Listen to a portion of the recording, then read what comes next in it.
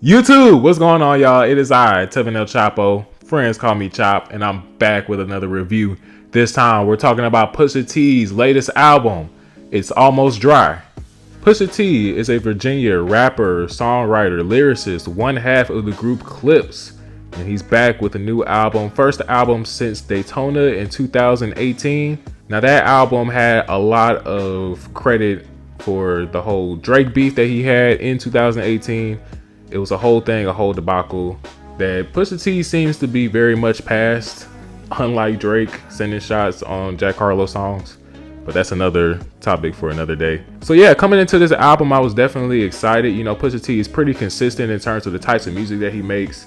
I've seen him in interviews talk about how he wants to make high-class drug dealer rap, which he has been successfully doing up to this point. And coming into it after hearing, you know, the single Diet Coke that came out with him and Kanye, seen the video for it as well, I definitely got more excited and definitely can tell that he was on track to continue to keep making that high class music that he likes to make. And overall, just after hearing it, I think he definitely succeeded in a lot of respects in terms of making that high class music, in terms of describing the life of a drug lord or the life of a drug dealer, or putting on that persona of a drug dealer, but giving us the high-end version of that and giving us still the witty bars and wordplay that we've always known him for.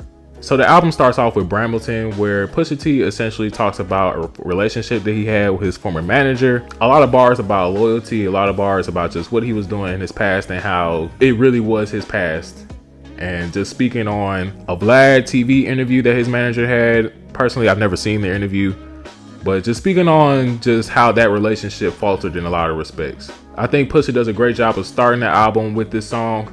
I think that the beat is super low key, but right up the alley of Pusha T in a lot of respects, where Pusha can just give us that imagery of being out in Virginia and just a lot of the things that he had to do in those times.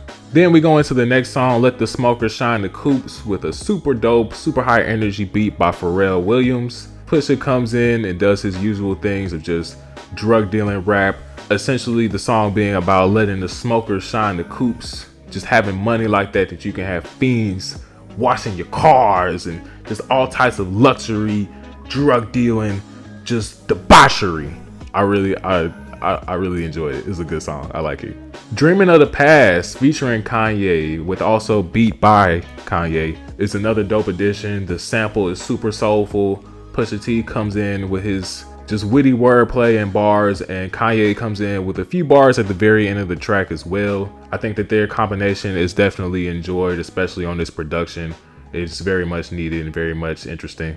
The next song we have is Neck and Wrist, another Pharrell produced beats featuring Jay-Z. This will be the first collab that they've done since their song Drug Dealers Anonymous a few years back. I do in fact enjoy the record. I think Jay-Z's contribution was really nice. I like how he starts it off addressing the whole situation with Faison Love, coming at his credibility with some slight bar and wordplay. Then you have Just So You Remember, which is just essentially just Pusha T just in his baggie talking about just so you remember who he is and what he's on and what he's about and what he can do at any moment at any time.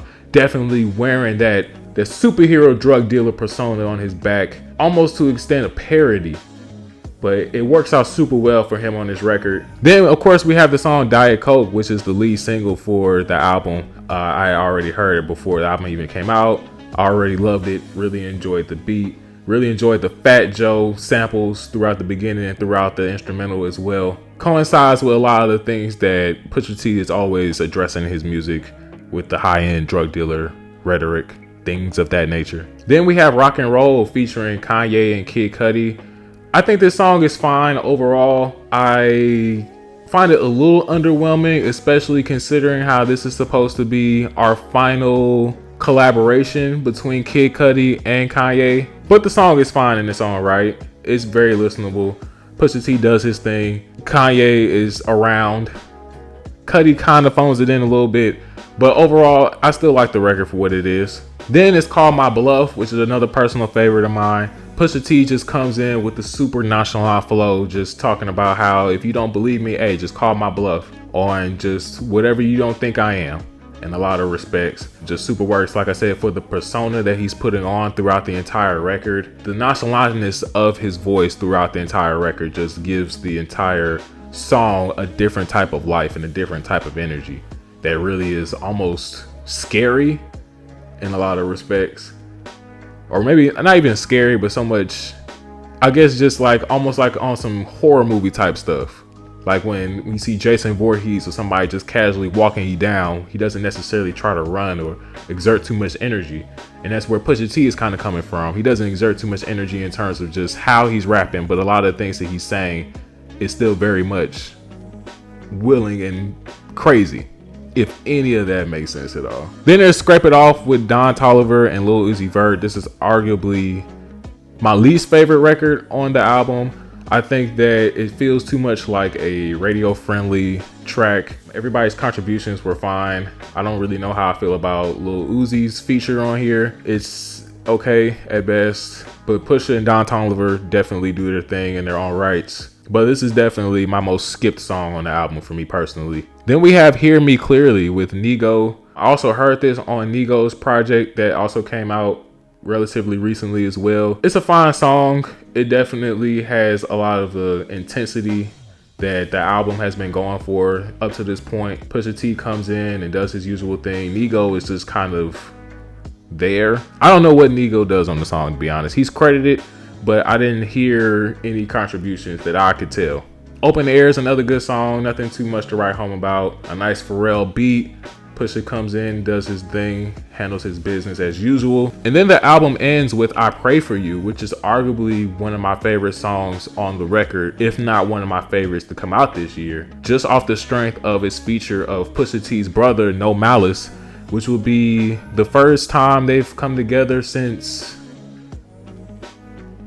I don't really know the last time that they've been together, but a Clips reunion is always worth having. No Malice definitely steals the show in a lot of respects and makes me want another Clips album. Pusha T, No Malice, if y'all are listening, please give us another Clips album if you can. But their collabs together was super dope. Labyrinth also is on the record on the hook, and they do also a really good job as well. And it was just a real well done song and a great way to end the album as a whole. So overall, I definitely enjoyed this project. I really liked it.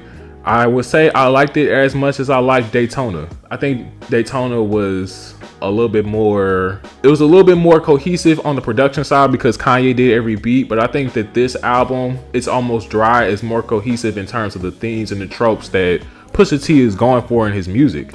And I just think that it's a great evolution to who he is. You know, Pusha T is all about if it ain't broke, don't fix it, which a lot of artists are in their own respective rights. You know, speaking of just like people like Future, if you haven't watched my Future review, go ahead and watch that after this. But yeah, he does just a great job of just giving us what we've always expected from him and just always doing what he does well at a high level every time he does it. So if I had to give this a rating out of 5 flames, I think this is an even 4 for me.